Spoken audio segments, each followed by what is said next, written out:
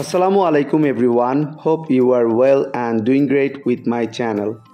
আজকের এই ভিডিওতে আমি আপনাদের সাথে শেয়ার করব একটি অ্যাডভান্স ইংলিশ স্ট্রাকচার। সো ভিডিওটি না টেনে শেষ অবধি দেখুন।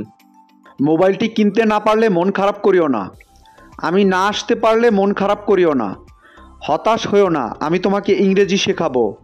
হতাশ হইও না যদি তুমি খেলায় হেরে যাও। এই প্রতিটা বাক্যে যে জিনিসটা কমন আমরা দেখতে পাচ্ছি সেটা হলো মন খারাপ করিও না।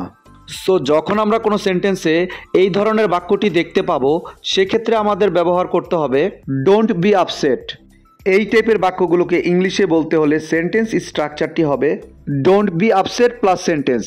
চলুন তাহলে এই স্ট্রাকচারটি দিয়ে এক্সাম্পলগুলি দেখা যাক। মোবাইলটি কিনতে না পারলে মন খারাপ করিও না। Don't be upset if you can't buy the mobile.